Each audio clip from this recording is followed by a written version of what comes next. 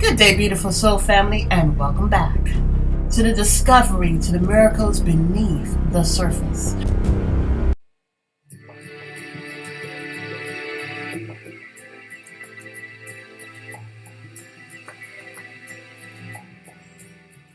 All the honor and all the glory and praise goes to our Heavenly Father in Yeshua's name. You know, it's so interesting, beautiful soul family, that when we look at angels, now, as I bring this message is not about anything in reference to worshiping angels by any degree. There are different accounts in the Holy Scriptures where it states that as the angels came, they would say, "I come in peace." There has been different descriptions that are very contrary to the depiction of how angels look. And also, it's just so interesting. It's interesting, thank you, Holy Spirit, because as I say that, the Holy Spirit is bringing to clarity how, and this is why I'm doing this message, is that angels were depicted as being of a pale pigmentation, as having straight curly hair. And by now, beautiful soul family, this message is, I want to, before I continue with this message, there are those who believe that they have experiences. They believe they have experiences. And this is not to be insensitive to them, because, Satan, the devil, and the fallen angels, they can appear as a beautiful bright light, like something that is righteous and sacred, something that's holy. And so it still is this narrative that is still being pushed. And then when you take a look at that narrative, and those people who truly believe that they saw an angel, and when they give the description of the angel, they say it's blonde hair, blue eyes, green eyes, straight hair, or finely curly hair, that the skin is beautiful and white.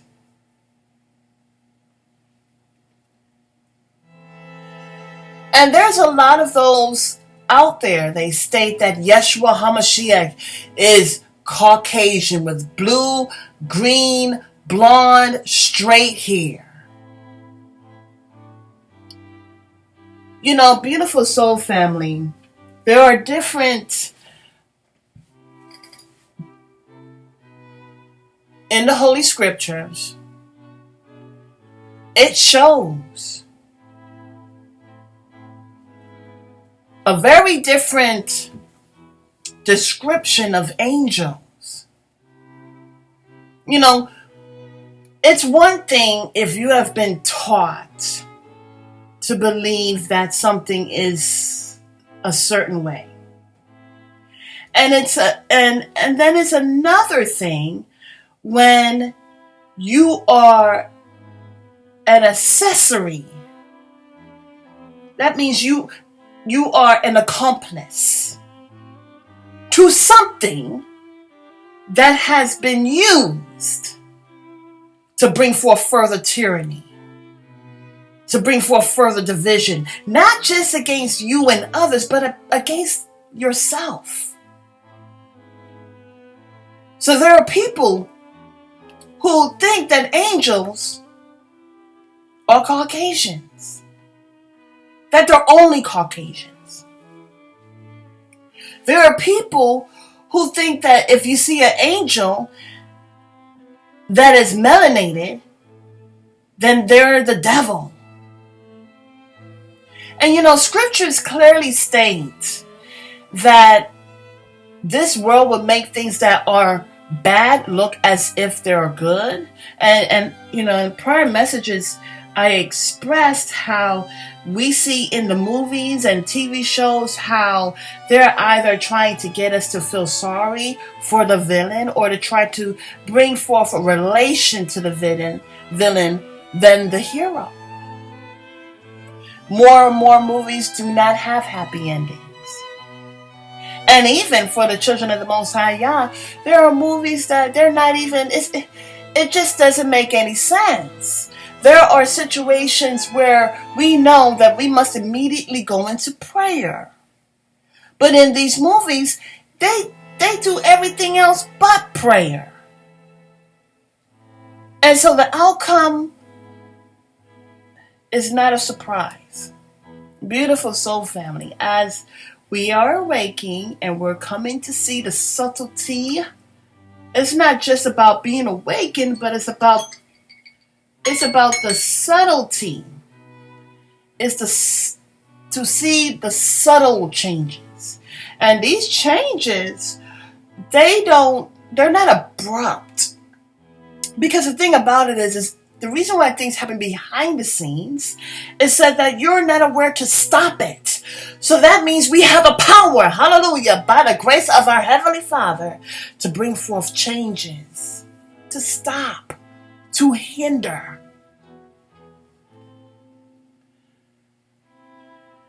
So, here in Moses chapter 3, just example, it states that the angel, I'm going to read it. It says, let's start with verse 1.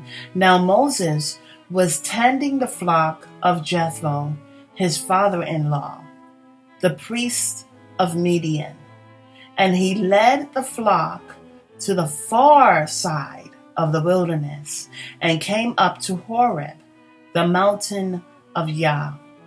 There the angel of the Lord appeared to him in flames of fire within the bush. So there it states that the angel appeared to Moses, not as a European, not as a Frenchman, what we usually see with Frenchmen or those who are in Europe, those who are in Scandinavia or somewhere in Switzerland. No, he didn't even appear as a human being. Like I stated, there are other accounts where Archangel Gabriel does not look how it is depicted online. When you look at that, you are able to really just shoot down to the root and understand where this indoctrination comes from. And although they say, well, it doesn't matter what color, it does matter what color. I remember in an interview that I saw on the Donahue show where there was this caller who came in, and she stated, well, what about them? What are their children supposed to look up to? And I felt some type of way, because as long as they can have someone to look up to, their children, and that's fine. But it's just such a one-sided.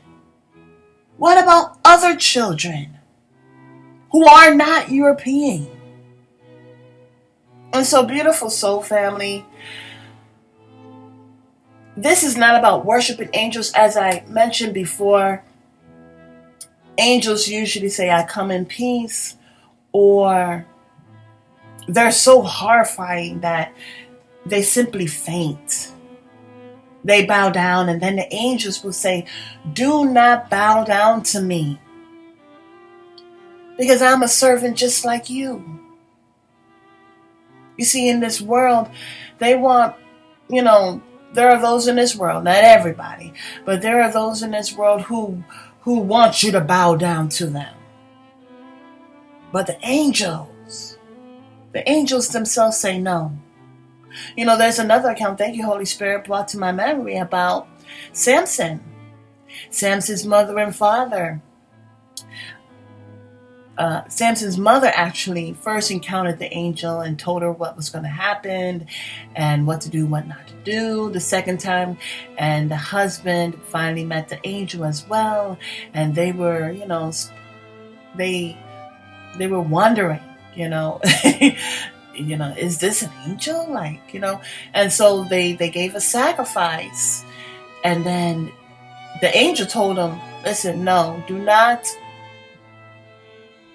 do a sacrifice for me. This sacrifice is for the Most High Yah. So then they did the sacrifice, and then they saw the angel go up within the smoke of their sacrifice. Hallelujah. And then the father stated, we're surely going to die. But then Samson's mother said, no, we're not going to die because they told us that we're going to have a child. Beautiful soul family.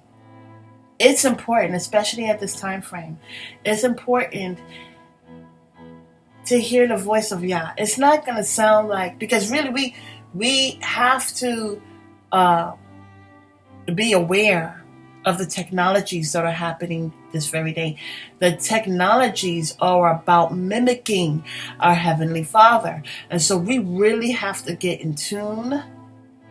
And tune, again, is by the means of frequencies and vibrations. They're playing with pitches and frequencies. They're bringing forth immorality physically, but on a level that we can't really perceive.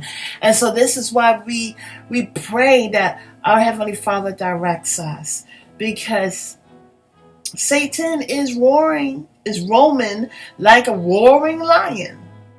Like a roaring lion. So it's the appearance. It's likening. It's looking like, but not. And so we have to be able to utilize discernment. Some time ago, I look at the word Hebrews. And when I think about Hebrews, is Hebrew. A brew is slow method of cooking. And there are those who want to be quick, those who are in the world and of the world, but they don't even go deep. They stay at the surface level. But Hebrews means we go to the root. We find out what's going on. We sit and wait for our Heavenly Father. Hebrew. And so as we sit and wait and meditate on scripture and glean,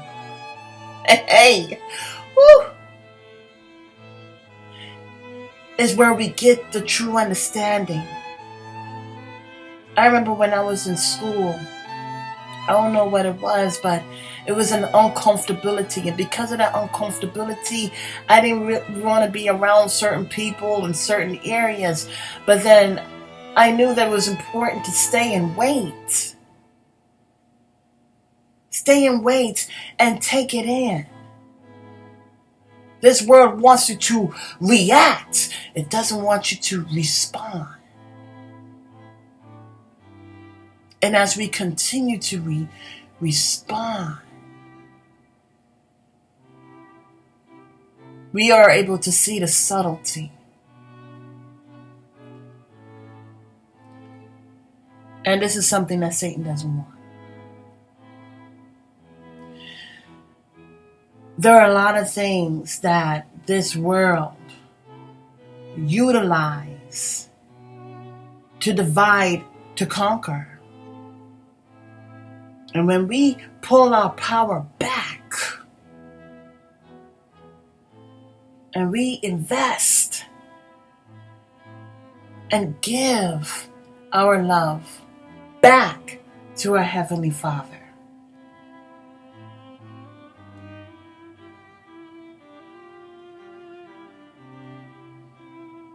we begin to understand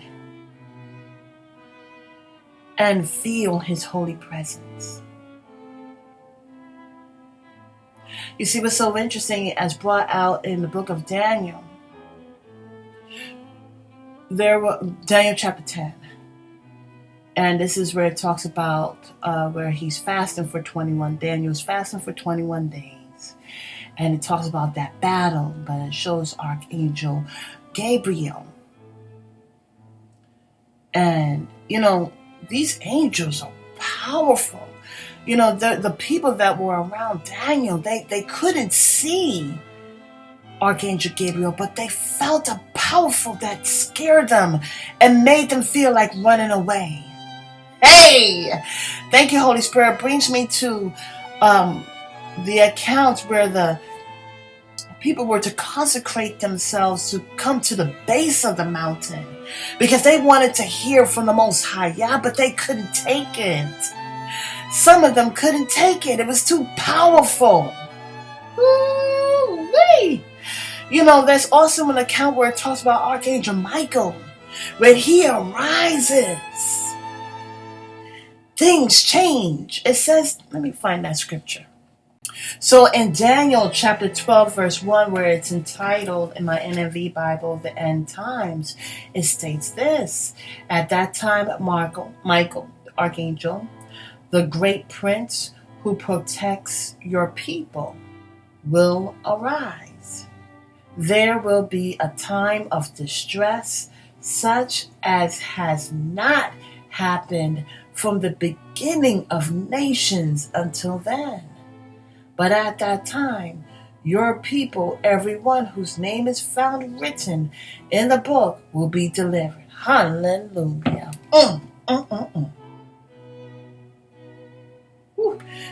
Beautiful stuff. And also in Revelations chapter 12, verses 7 to 12, it talks about the battle. Now, when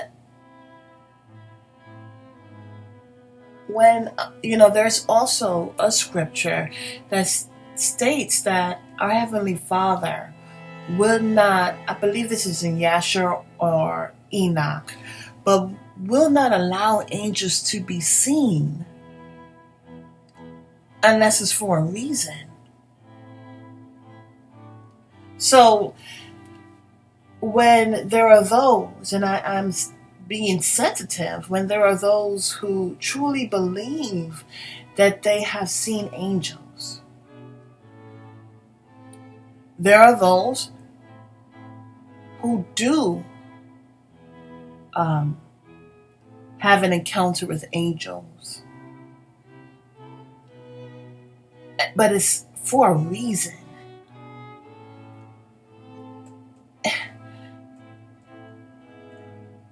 It's so peculiar when it happens, but it happens for a reason.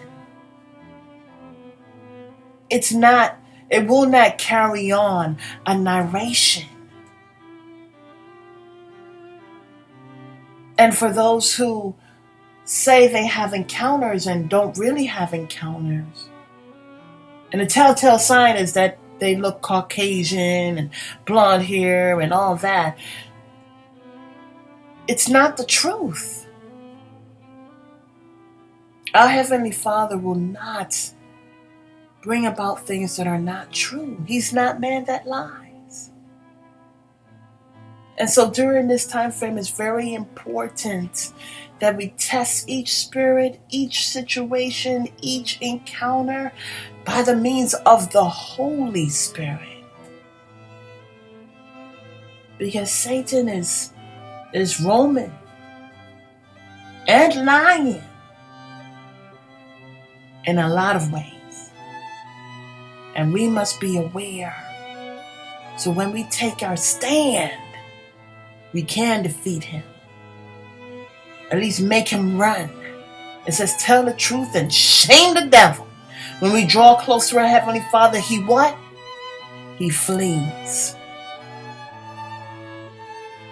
Until the next message, have a beautiful and wonderful day, and may Yahweh continue to open your eyes in these changing times.